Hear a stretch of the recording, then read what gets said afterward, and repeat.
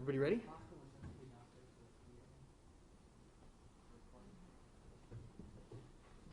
Everybody all set?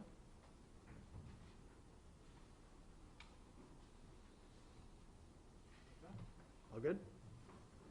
All right. Well, thanks to everybody for gathering here for our announcement. Really appreciate members of the media for taking time to join us this morning. Of course, want to thank the speakers who have also joined us. So I'm going to serve as MC, offer some introductory remarks, and then introduce some of our other speakers. But really want to thank Chris Woleski, who's the CEO of Bellin Health, our Alder Randy Scannell, Amy Matariello, who's the owner of Lion's Mouth Bookstore, and also Dr. Yolo Diaz for joining me today. And also thanks to the citizens of Green Bay who have raised their voices to request action by our city to keep our residents safe and well. This morning I'm announcing my intent to take emergency action to put in place a face covering requirement using the authority vested in my office by the state of Wisconsin and the Green Bay Common Council. This action will be affirmed or rejected by our alders at tomorrow evening's meeting. So I want to turn things over to members of our community for them to offer their perspectives. But just to set the stage, I want to say that I'm taking this action on the advice of some very trusted voices. As I said, Chris Woleski, the CEO of Bellin Health, will speak shortly, but she's not just speaking for herself. She's speaking for all the major health systems in Greater Green Bay who have asked the city and the county to take action. Alder Scannell isn't just offering his perspective, he's representing the numerous citizens who have supported his initial communication on this subject. Amy speaks for herself, but her viewpoint, I think, is representative of many small business owners who want to keep their staff and customers safe and who believe a community-wide policy on face coverings is the best way to accomplish that goal. And last but not least, Dr. Diaz speaks for fellow clinicians who are on the front lines of this fight and understand the benefits of face covering requirements, of hand washing, and of physical distancing. Finally, I will be taking this expedient action and believe it's necessary given the numbers we continue to see from Brown County with regard to coronavirus cases and in the state of Wisconsin. If we want the health of our communities to be improved, if we want our economy to be improved and our businesses to be humming again, which I think we all desire, I believe strongly that this is the appropriate action to take. So with that said, I'm very happy to be joined by Chris Woleski, who as I said, is the CEO of Bellin Health, and she'll be able to offer her perspective and maybe the perspective of some other health leaders in the community. Chris? Thank you, Mayor Gingrich. So I want to speak a little bit to the reason for masking. In healthcare, we're very accustomed as healthcare workers, especially those that are taking care of patients directly, wearing a mask. But that's different because they're wearing a mask to protect their health and well-being. They're oftentimes dealing with patients who we know are carrying illnesses that are contagious. So they wear a mask to protect themselves. The masks that we're asking the public to wear are to protect each other. So people want to say, well, the CDC said this before, and the World Health Organization said that, and Dr. Fauci said this. This is a new virus, and we're learning as we go along. And as studies have been done, and the science has sort of caught up with itself, we now know that cloth masks, face coverings, when worn widely in public, does slow significantly the spread of COVID-19. And so as the mayor said, if we have any hope of controlling the spread and being able to support our businesses staying open and being able to bring our kids back to school, which I believe we all want, then wearing a mask is a simple sacrifice that we all can make. And I know that people don't like government mandates. I understand the protesters don't want to be told that they must wear a mask. But the fact is, we're seeing, since the stay-at-home order has been lifted, growing and increasing cases. And it's one thing if someone says, I don't mind if I get it. The problem is asymptomatic carriers are walking around in the community not knowing that they have the virus, spreading the virus. The problem is, while young people think that they can get it and they won't have any long-term consequences for it, or they won't get really ill, we now know that for some, that's not true. And we don't know who that is, because we don't know who has underlying conditions that have yet not been diagnosed, or we don't know who you might encounter. So I wear a mask out of humility. I don't know if I have the virus. I wear a mask out of kindness because I don't know if the people I encounter have a child battling cancer at home or are caring for an elderly parent. And I wear a mask because this community deserves that. This community deserves a chance to thrive and to make its way through this virus with as little loss of life and health and well-being as possible to our business community and individuals and families. The healthcare organizations within this community have all signed on to a letter that's been delivered to the mayor and the council, as well as to County Executive Troy Streckenbach and the County Board of Supervisors. That letter cites the CDC recommendations and supports those recommendations because as healthcare providers, we want to be here to care for everyone in the community. We want to be able to preserve, protect, and improve health and well-being for everyone. And in order for us to be able to do that, we need to flatten the curve, as we've been saying. It's not flattened. We see it every day. The cases are growing. Hospitalizations today are twice what they were a week ago to 10 days ago. And every day, as we compare our numbers, the numbers are increasing. Let's come together around this issue and keep on Wisconsin by keep on masking. Thank you. Thank you so much, Chris, for your words and your perspective. Now invite Amy Mazzariello, who's the owner of Lion's Mouth Bookstore, to offer her perspective as a small business owner. Thank you, Mayor Gingrich, for inviting me to speak on behalf of my small business. We've strongly encouraged people to wear masks since we reopened on June 1st. I would say 90% of the folks that come in already have them. And within the last week or so, as other businesses throughout the nation started to require them, we chose to do the same because it's, the proof is in the numbers. As far as I mean, I'm not a medical professional, but I can see that cases are spiking. The fact that it's become a political thing is upsetting, and that's certainly not where we stand as a business. It really is about protecting my customers and my family, my staff, and just trying to join in the force of trying to get this virus under control in some regard.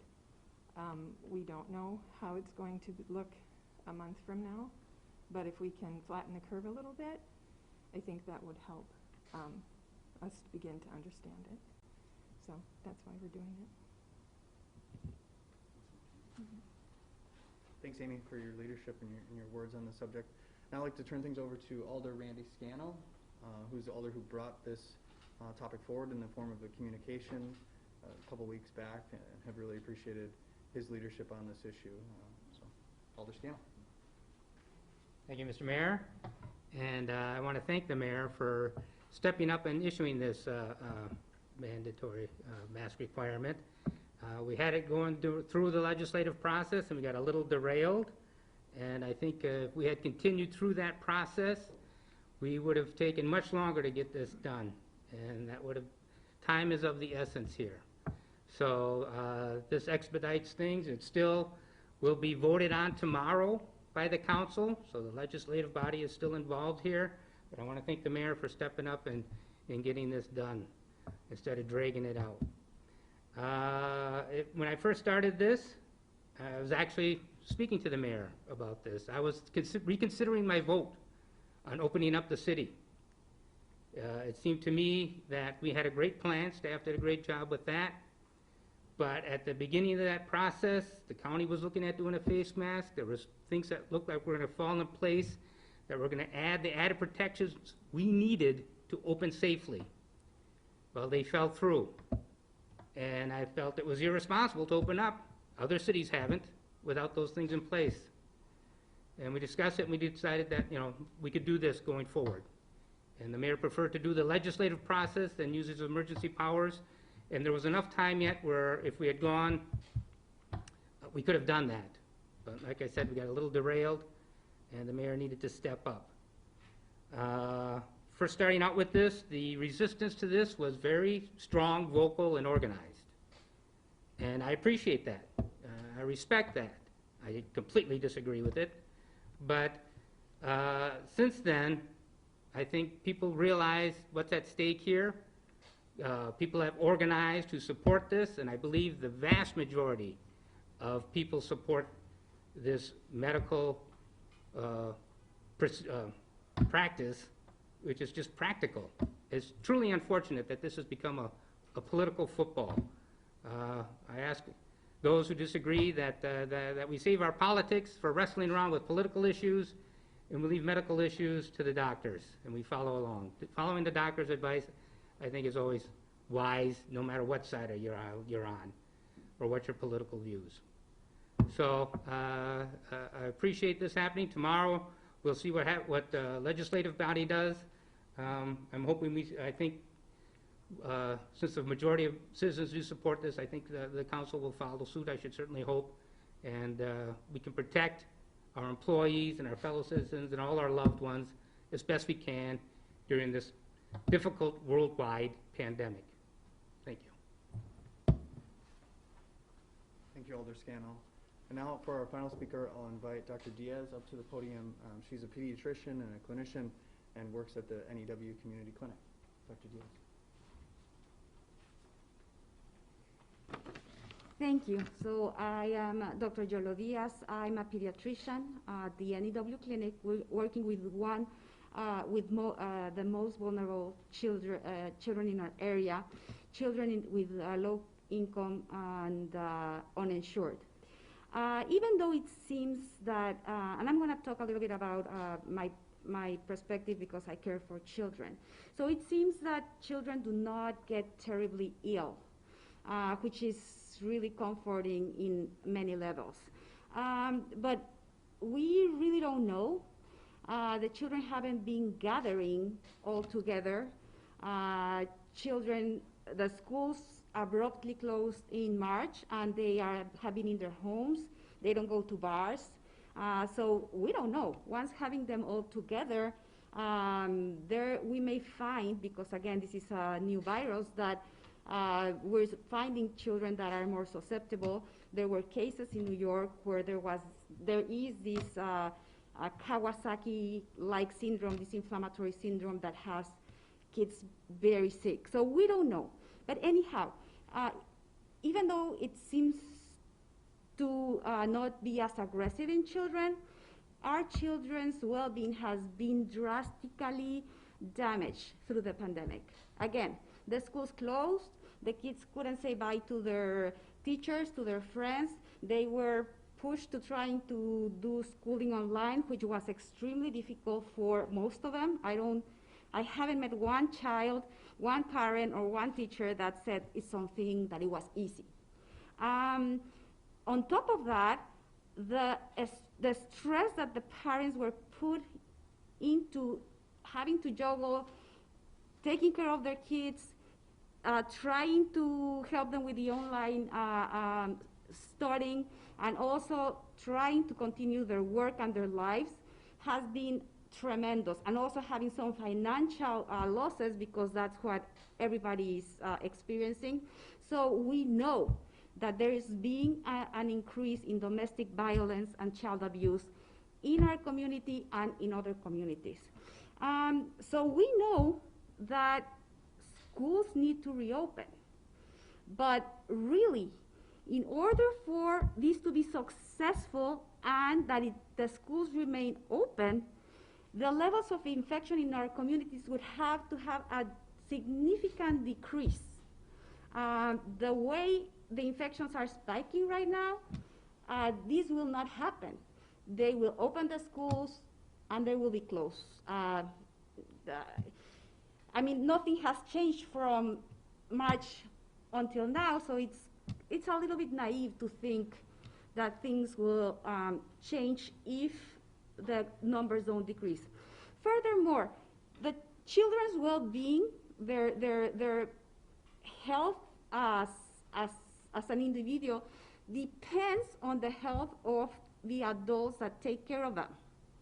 So once they go to school with these numbers of infections in our community, the teachers and the parents can get infected through them. And they can get very sick, so we may not have those caretakers to be there for the children. In my case, particular case in my clinic, I have not been able to see the children as I used to, as frequent as I used to. Number one, the parents are not comfortable bringing their kids into a public place knowing that there's infection out there. Also, the particular situation of the NEW clinic has not made it very easy to have children while we also have compromised adults looking for medical help. The result is that many of my patients are behind their immunization schedule. And this is something that is happening with other kids in other communities around the nation. So what will happen? These kids will not only be exposed and in danger of getting COVID, now they also will be in danger of getting some of the other infectious diseases that can be preventable by the immunizations that they're lacking. So I also know that some of the hospitals, it wasn't mentioned before, but some of the hospitals are trying to start decreasing their elective and non-emergent procedures. Why? Because they are seeing that the infections are rising, so they know that they may have more hospitalizations due to COVID infections. So again, I'm very concerned that our health system is going to be exceeding capacity. I think it is up to us adults to take care of our children by wearing a mask. And there has been studies, and maybe we don't need studies, we just need a little bit of common sense once we have had all the information. Wearing a mask may help us decrease the number of infections in our communities and try to give our children a normal or kind of normal next month while hopefully we get a vaccine. So I am very pleased and very thankful that the city of Green Bay and that the mayor and the legislation hopefully will pass this ordinance, because we are the adults and we are the ones that can protect the children. Thank you very much.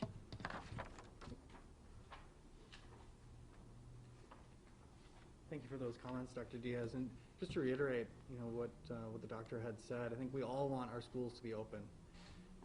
But in order to do that, we need to crush this curve. I think we all want Packer season to be back, and for fans to be able to witness the games, and for Badger games to be conducted in person as well, or to have in-person fans. But in order to do that, we need to really push down this curve. We want our economy back going strong, but in order to do that, we really need to bring the fight to the coronavirus. So again, I feel like this is a very reasonable step to take. It's one that other communities in Wisconsin are contemplating or have already taken. Over half the states in our country have a face covering requirement in place. The vast majority of the country's population is living with a requirement. So I'm hopeful that council will see the wisdom in having this safeguard in place and will follow suit. The details of the ordinance will be available with the packet for City Council, but just to touch on a few of the highlights for members of the media and public. This is an indoor face covering requirement, so it doesn't require face coverings when outdoors. There are exemptions for people who have health issues that inhibit their ability to have a face covering. And in terms of enforcement, this will be handled like a trespassing violation. There are a number of retailers, especially within the last week or so, who have come out publicly and saying that they have already put one in place or will be putting one in place shortly. If someone is to come into their store and be disruptive and not abiding by their policy, they would be able to call our police and report somebody for trespassing. That's the same way that this will be handled. So it's going to be incumbent on businesses to recognize what the law is and to ask people to abide by it. If businesses are unwilling to do that and they have licensure with the City of Green Bay, that's another way that this could be enforced, is with the revocation of licensure.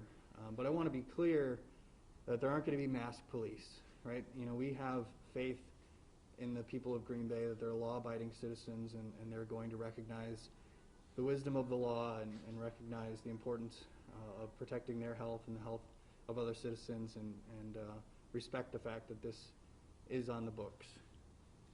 So with that, I will open things up to questions. I think probably the best way to handle it is with questions at the podium to respect the physical distancing. So if you have questions for me or any of the other participants, with the exception of Amy, who had to leave for an appointment, feel free to go ahead. Mayor, so essentially, just to put this into context, this covers anytime someone's indoor in the city of Green Bay, they have to have a face covering, is that correct? Indoor in a public place, yes. What conversations, if any, have you had with the county executive or anyone else at the county? I know there's been some concern about, enforcing over different city and village borders. Sure. Yeah, so I had a recent conversation with Supervisor Brusky, who is the local legislator member of the county board, who is bringing this forward for conversation at the county board level. What I said to her and what I've said to others is that, ideally this would be a countywide policy. I think given the fact that the county has a health department, they are best placed to enforce it. Covers a much larger swath of our metropolitan area here. So I'm hopeful that the county board will see the wisdom in adopting a similar policy. Obviously, if they were to do so, I would take action to rescind this policy because I think it does make the most sense to have a region-wide or county-wide ordinance in place. Mayor Gunner, I actually stopped by Walmart today and looked at the price for a box of face masks. There's about 25 in here. Sure. And it costs $18.93. Now, if this goes through, you're requiring another financial burden on folks so that they can adhere to that rule. I mean, what are you going to do about the financial burden that's going to be placed on people and families? Sure. So we do have some masks available currently at the city. If people are in need of masks, they can feel free to reach out to my office. Also talked with Eric Sponholt, who's the executive director of the Volunteer Center here in the city of Green Bay, and we're going to be brainstorming later this week to come up with additional ways to make masks available to people. Another step that we could take is purchasing additional masks. If that is something that we continue to hear from people, as a city, we'd be able to purchase some additional ones and make them available. And I should also point out that this, as it's written, the ordinance does not go into effect until Monday, next Monday, which a number of retailers, when putting their policies in place, have given folks time to adapt and obviously felt that was appropriate.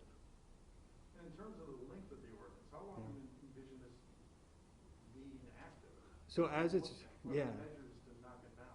Yeah, so as it's written, it runs continuous with our state of emergency here at the local level. But of course, if we feel like we need to rescind it sooner, I and the council could take action to do that. The ordinance is being suggested by physicians and people in the medical field, but there are people also saying that there are physicians and medical professionals recommending the opposite, saying that we don't need masks, that they don't help. Right. What is kind of the consideration taken from that perspective? Yeah, so I mean, the CDC, which I think is the gold standard for infectious disease and you know, their understanding of the most appropriate medical policies or practices to have in place.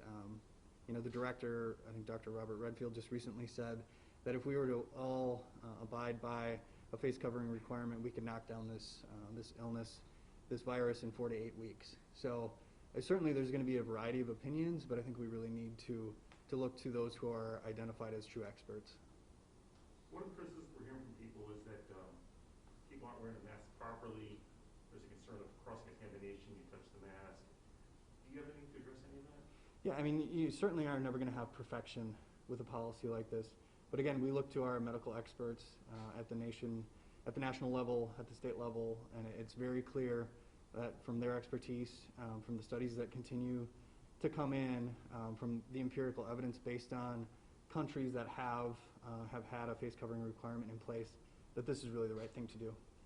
City plan to put anything to like properly explain to people how to wear a mask properly or anything like that? You guys have any plans for any of that? Yeah, so the county health department has done a lot of educating on that front, so it would certainly direct people to county health department for some of those guidelines and instructions.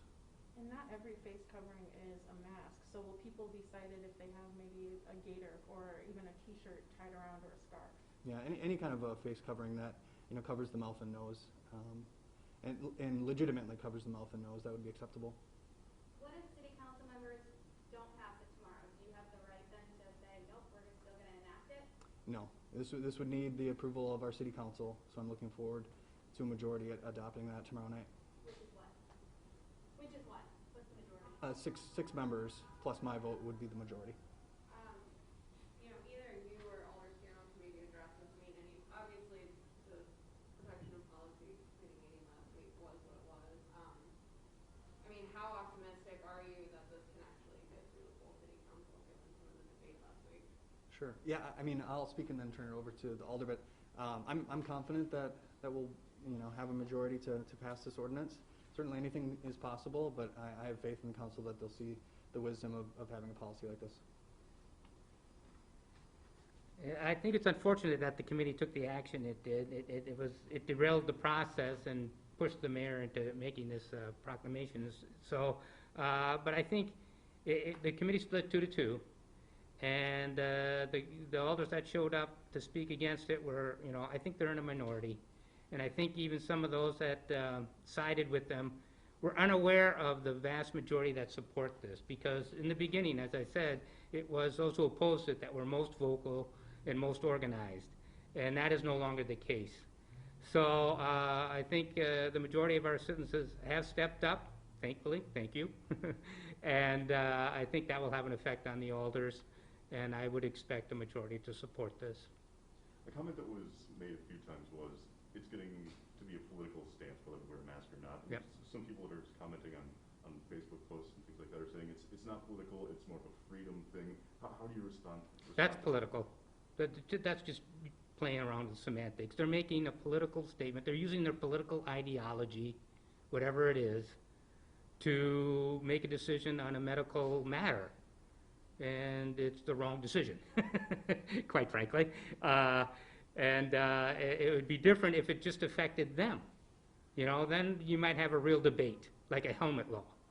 But this affects everyone. And so I think it's a morally bankrupt argument. You do not have the right to threaten and risk other people's health. I mean, and it's our job to make sure that our community is safe. I mean, we set speed limits. We do all kinds of things, issue liquor licenses and other things to keep our community safe. That's our #1 job. If you don't have a safe community, you don't have any government at all. You have chaos. So I think we are well within our rights here to insist on this, and it's just sound, practical medical advice. And if, as the doctors have said, this is a new phenomena, as we get more and more information on this and learn more and more, maybe won't need masks. Maybe we'll need to do something else. But whatever the doctor says, it's good for me, you know. It's better than my humble opinion or anybody else's humble opinion, in my opinion. So. Mayor, you talked a little bit about enforcement earlier, but just to clarify, so this isn't something where the police are going to get bogged down with calls and that kind of thing? Right, yeah, I mean, we definitely see this as more of an educational effort versus one where, you know, it's going to involve a lot of enforcement or citations. As I said, I fully expect the vast majority of citizens in Green Bay to abide by the law. That's what we always do, and that's our expectation with this ordinance as well. What is a trespassing fine, or, you know, are there levels to it? How does that? Yeah, I don't have those numbers at my disposal, but I would just say there's a lot of discretion here built into the ordinance. Our police officers, you know, their focus is really going to be on getting education or providing education and then getting compliance. So, and you may have mentioned this, or this might be more in the packet that's given tomorrow and stuff, so we might be able to learn a little bit more, but so the indoor ordinance, is that all businesses, all organizations? You know, I mean, our news station is right down the road, so inside Right. we have to wear masks as well, you know? Yeah, there is an exemption for, quote, individuals speaking to an audience, whether in person or through broadcast, as long as the person remains 6 feet or more away from other individuals. So that would be one. I believe I mentioned the exemption for children under the age of 5. If I didn't, that's also an exemption that we have in place. But really, any inside building, you're all. Yeah, any public place that's indoor, this would be required, with the exception of those exemptions. There's an exemption as well for people engaged in exercise, so in a gym. You know, that was something that came out of testimony at Protection and Policy meeting. There's a woman who owns or manages a gymnasium, and that was something that she offered. And I should say, you know, I think the testimony and some of the discussion that we received at committee last week was really helpful and certainly was incorporated when putting this ordinance together with our law department. You mentioned medical exemptions. Is there some way you plan to vet people who have legitimate medical exemptions, or how's that going to go? No, I mean, you'd certainly take people at their word if they would state that. So what about the business owners? There are many businesses that require this, and some that kind of push that issue. So Yeah. are you not urging, but suggesting that they continue to follow that track? People come into their business to remind them, and if they're not complying, to escort them off the premises? Yeah, certainly not, you know, not to put themselves in harm's way whatsoever, but they just need to be urging people to follow the law when they're indoors in a public place. Chris, can you talk about, from a hospital standpoint, what, if anything, you're doing differently now? And as alluded to, is Bellin amongst those that are looking at changing policy on elective procedures at this point? Yeah, can you clarify the first part of your question? What are we doing differently with regards to what? As in terms of preparations or making space available for COVID-19 cases? Oh, sure. You know, I think that this community did a really great job initially under this Safe at Home ordinance to flatten the curve. And as a result of that, we didn't see this significant spike in hospitalizations that had been part of the modeling and the projections. And as a result of that, we were able to get back to caring for the whole population, as I mentioned, being able to bring people back for their diabetic care, bring people back for surgical procedures, knee replacements, and things like that, that, you know, you really don't want people to sit and wait that out. We wanted to make sure cancer screenings were happening. To Dr. Diaz's point, immunizations, very critical and important for overall health and well-being. So we started back at that, I would say, in late April already, and we're, you know, full swing. Our clinics are open, our hospital's open, and frankly, we're quite busy. We do require masks in our facilities. We limit the number of visitors in our facilities, which is different. But we're actually have been able to create a very safe environment to be able to provide all of the care needed for the community.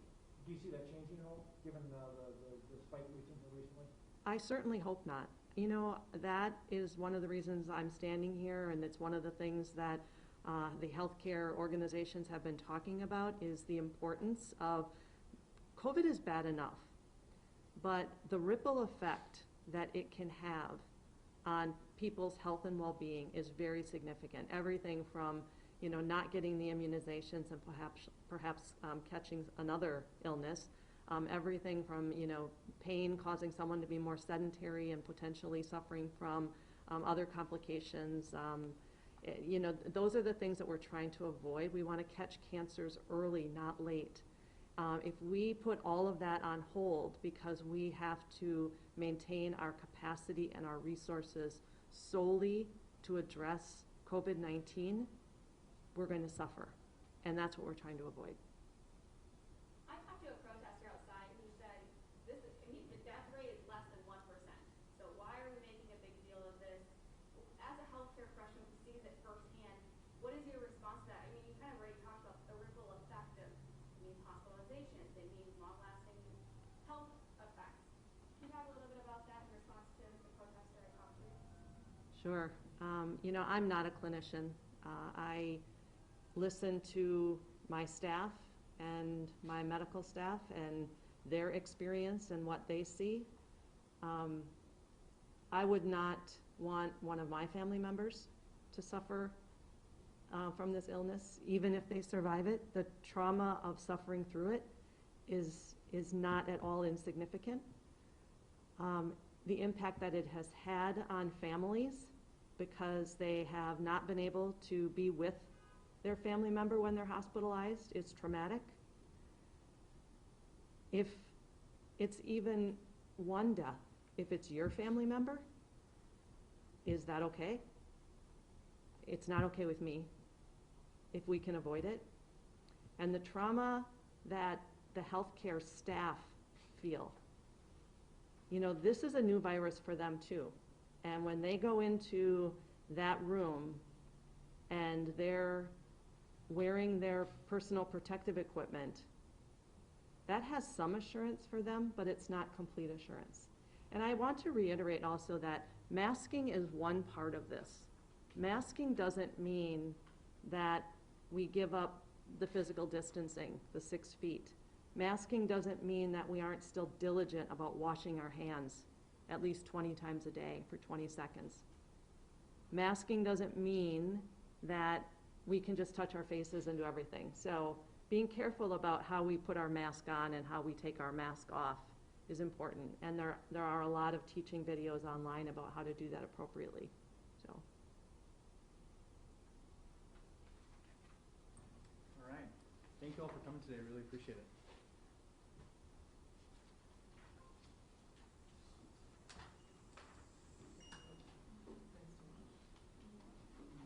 Well, it's fun. Let's do it again.